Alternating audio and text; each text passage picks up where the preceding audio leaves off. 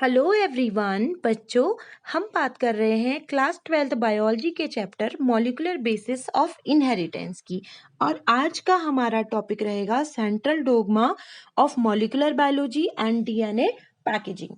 बच्चों 1958 में क्रिक नामक साइंटिस्ट ने बताया कि आनुवंशिक सूचनाओं का जो फ्लो होता है वो यूनिडायरेक्शनल होता है, जो कि डीएनए से आरएनए और फिर प्रोटीन तक जाता है। उन्होंने बताया कि डीएनए डुप्लीकेशन या द्विगुणन द्वारा डीएनए बनाता है, डीएनए से फिर ट्रांसक्रिप्शन या अनुलेखन द्वारा एमआरएनए बनता है, फिर एमआरएनए से ट्रांसलेशन यानी अनुवाद द्वारा प्रोटीन बनती है। बच्चों इसको याद रखिएगा, यही central dogma of molecular biology या अणु जीव विज्ञान का केंद्रीय सिद्धांत कहते हैं। उसके बाद 1970 में दो साइंटिस्ट आए, टैमिन और बाल्टीमोर। उन्होंने बताया कि आरएनए वायरसेस जो होते हैं उन्होंने इसका उल्टा कर दिया है, यानी डीएनए से आरएनए की ओर जो सूचनाओं का फ्लो होता था वो यहाँ पे रिवर्स हो गया, यानी पहले डीएनए से आरएनए बनता था, वो आरएनए से डीएनए भी बना सकते हैं। ठीक है, इसे कहा गया रिवर्स ट्रांसक्रिप्शन और इसे टेमनिज्म भी कहते हैं या रिवर्स फ्लो ऑफ इंफॉर्मेशन भी कहते हैं। यहाँ पे डीएनए से आरएनए भी बनता है और आरएनए से रिवर्स ट्रांसक्रिप्शन द्वारा डीएनए भी बन सकता है और बाकी फिर आरएनए से प्रोटीन बनती है। बच्चों अब बात कर लेते हैं डीएनए कुंडली का पैकेजिंग। बच्चों आपको पता है हमारे शरीर में 75 खरब कोशिकाएं होती हैं। ठीक है, 75 खरब कोशिकाएं होती हैं लगभग, ये एक अनुमान है। और प्रत्येक कोशिका में डीएनए की लंबाई होती है लगभग 2 मीटर।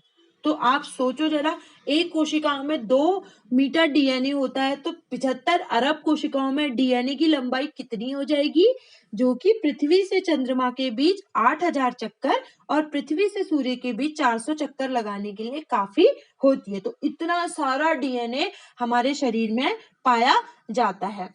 बच्चों यहाँ पे एक सिंपल सी कैलकुलेशन दी हुई है जिसमें दो क्षार युग्मों के बीच की दूरी है 0.3 नैनोमीटर, यानी 0.34 गुणा 10 की घात ऋण 9 मीटर। ठीक है, और एक कोशिका में सभी क्षार युग्मों की संख्या होती है 6.6 इंटू 10 टू दी पावर 9 क्षार युग्म यानी बेस पेयर।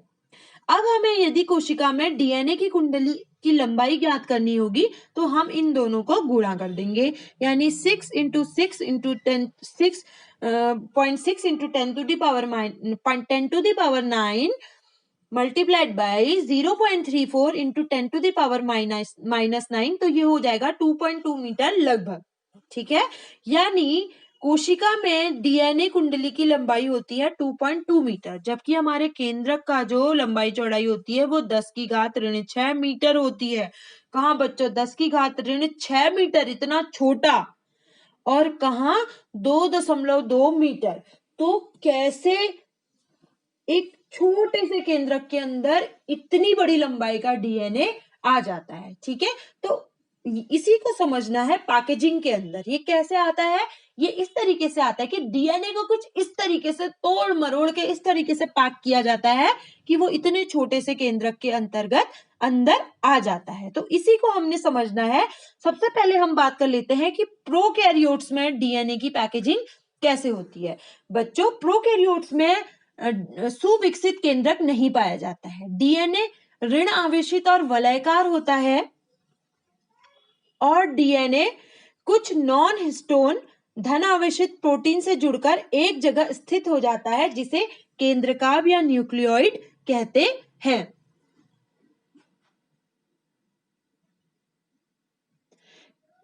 केंद्रकाभ या न्यूक्लियोइड में डीएनए बड़े बड़े लूप्स में व्यवस्थित होता है जो प्रोटीन द्वारा जुड़े होते हैं। ये लूप्स देख रहे हैं, इस तरीके से डीएनए लूप्स में व्यवस्थित हो जाता है, लूप बना लेता है।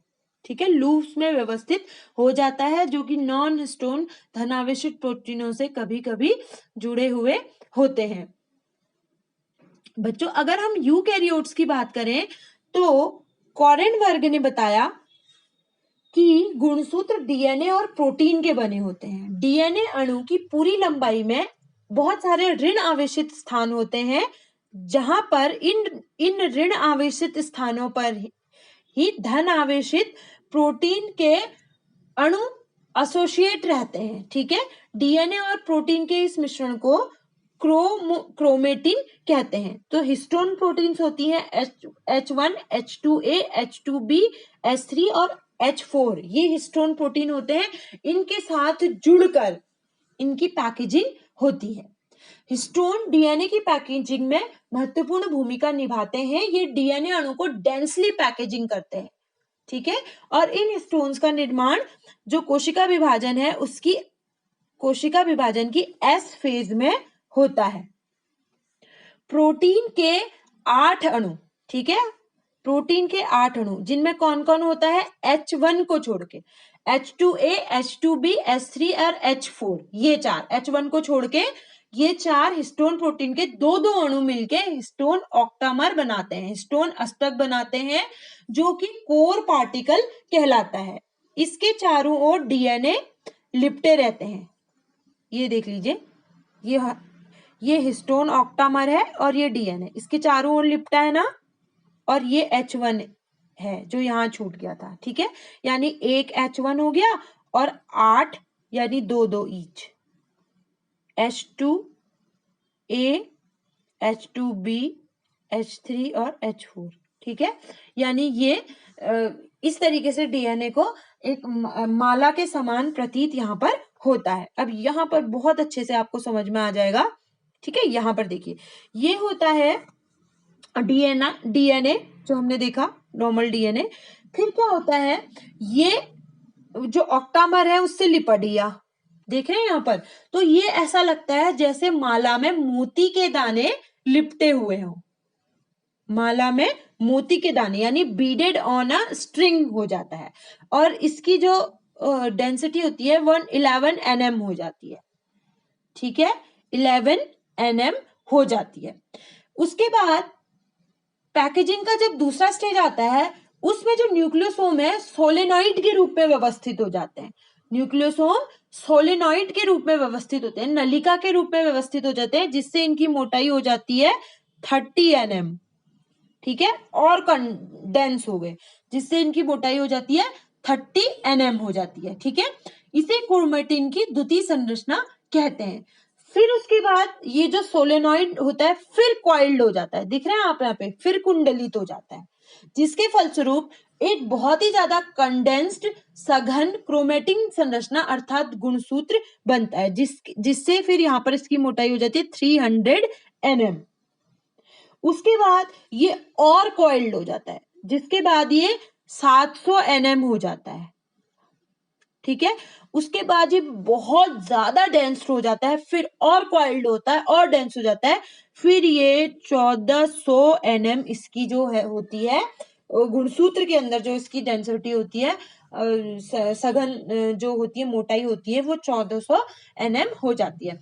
उच्च जो ये वाला स्टेज आता है, क्रोमेटिन की पैकेजिंग के लिए अतिरिक्त प्रोटीन की आवश्यकता होती है, जिसे गैर हिस्टोन गुणसूत्री प्रोटीन या NHC कहते हैं। यहाँ पर जब और लेवल हाई लेवल पे और अगर इसको कंडेंस करना होता है, तब नॉन हिस्टोन प्रोटीन्स की भी यहाँ पर जरूरत होती है। तो देखा आपने बच्चों कि कैसे कॉइलिंग और पैकेजिंग के द्वारा ये कैसा डीएनए था, और उसके बाद ये कितना कंडेंस्ड हो गया, कहा 2 nm से ये हो गया 1400 nm। ठीक है, यहां पर भी देख सकते हैं डीएनए, फिर उसके बाद beads on a string, 30 nm fibre, 1 loop में, 6 लूप में, 1 कॉइल और 2 क्रोमेटिन। ठीक है, इस तरीके से ये लंबा सा डीएनए जो है वो एक बहुत छोटे केंद्रक के अंदर समा जाता है। बच्चों, केंद्रक में कुछ जगह पर क्रोमेटिन ढीले ढाले और हल्के स्ट्रेन होते हैं, यानी हल्के अभिरंजित होते हैं, इन्हें यू क्रोमेटिन कहते हैं। यू क्रोमेटिन जो होते हैं वो आनुवंशिक दृष्टि से सक्रिय होते हैं। वहीं ऐसे स्थान भी होते हैं जो गहरे रंग से अभिरंजित होते हैं और अच्छे ढंग से बंधे होते हैं। इनको हेट्रोक्रोमेटिन कहते हैं। ये हेट्रोक्रोमेटिन क्या होते हैं? निष्क्रिय होते हैं। यूक्रोमेटिन के द्वारा डीएनए से आरएनए का अनुलेखन होता है, जबकि हेट्रोक्रोमेटिन से डीएनए से आरएनए हमको प्राप्त नहीं होती है। ये देख लीजिए बच्चों, यहाँ पे आपको दिख रहा है डोरी पर बीड्स वाला जो स्टेज है डीएनए पैकेजिंग का, वो यहाँ पर आपको दिख रहा है। तो इस तरीके से बच्चों आपने देखा कि हिस्टोन प्रोटीन्स की मदद से डीएनए की इतने अच्छे तरीके से पैकेजिंग की जाती है कि वह एक बहुत छोटे से केंद्रक के अंदर समा जाता है। तो डीएनए की जब हम स्टडी करते हैं उसके अंतर्गत जो डीएनए की पैकेजिंग है एक इम्पॉर्टेंट टॉपिक है। इसको आप अच्छे तरीके से समझ लीजिएगा। मिलते हैं अपने नेक्स्ट वीडियो में।